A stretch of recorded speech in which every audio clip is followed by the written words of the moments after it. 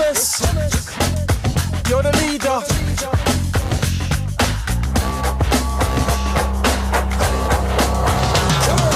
Thomas, he's my number one, shining in the morning sun, working hard but having fun.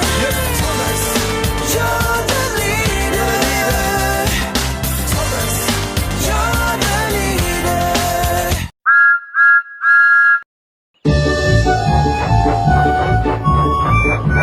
It was a busy, bustling day on the island of Sodor. All over the island, steam engines and diesel engines were happily working together. Sir Topham Hatt came to see Thomas. "The quarry has an important order to fill," said Sir Topham Hatt. "I need an engine that is both useful and reliable." "I won't let you down, sir," whistled Thomas proudly. But when Thomas arrived at the quarry, he had a nasty surprise. Oh, it's you, Wailed Diesel. What are you doing here? "I'm here to help Mavis," puffed Thomas proudly. Steamies can't help, not like a diesel.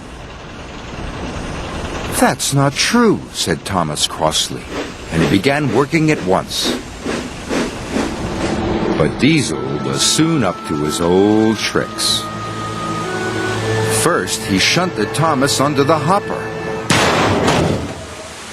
"Cinders and ashes," spluttered Thomas. Then, when Thomas let off steam, Diesel sniffed loudly. What's that horrible smell? He cried. Oh, it's just a stinky old steamy engine. "How rude," exclaimed Thomas. No wonder Sir Topham Hatt is thinking of scrapping steamies. "I don't believe you," huffed Thomas. But he was upset.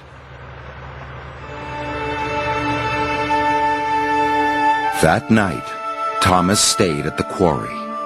But he couldn't sleep. "What if Diesel is right?" Thomas said sadly. "What if Sir Topham Hatt scraps all of us?"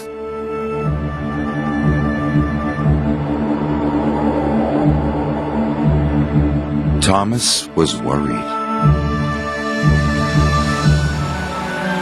The next day, Salty had arrived.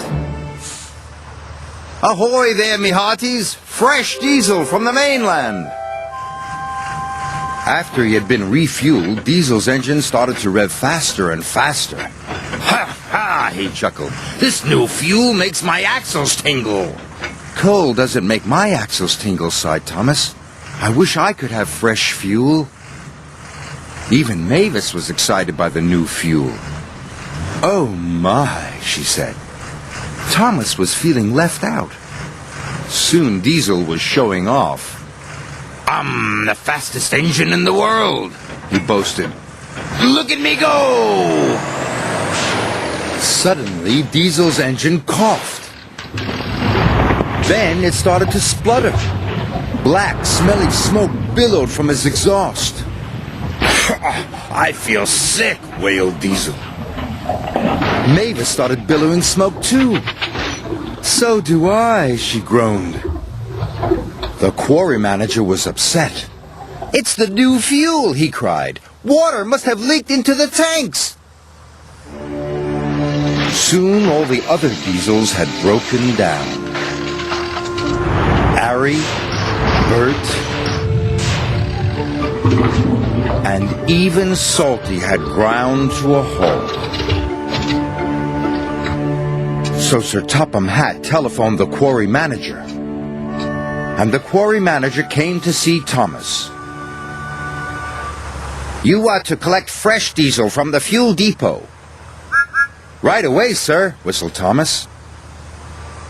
And he steamed out of the quarry as fast as he could.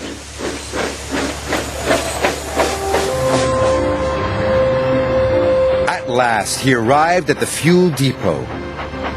"Give me all the clean fuel you've got," Thomas cried. "This is an emergency." "We'll soon have you loaded," said the workman.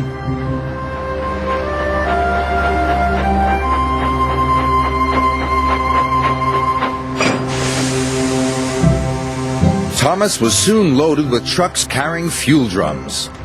The fuel drums were very heavy. Thomas pushed with all his might. His pistons creaked and his wheels squeaked, but he kept on puffing.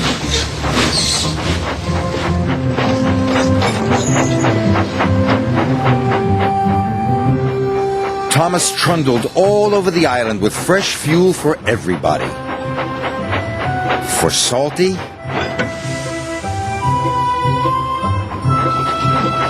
for Ari, and for Bert. Thomas was feeling very tired, but he still had one more delivery to make. At the quarry, all work had stopped. Diesel was as green as a leaf. Mavis was feeling very glum. Then they heard a wonderful noise. It was Thomas! He steamed into the quarry with one final puff. I made it, he cried. Mavis and Diesel had all the bad fuel drained out of their engines, and all the good clean fuel poured in. Marvelous, sighed Diesel. Thank you, Thomas, purred Mavis. Soon the quarry was clattering with the sound of work.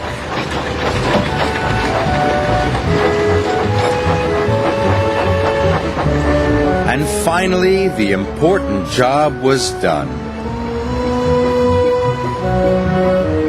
Sir Topham Hatt arrived on board Percy. Well done, Thomas, boomed Sir Topham Hatt. You have saved the day. You are a really useful engine, and a credit to the railway.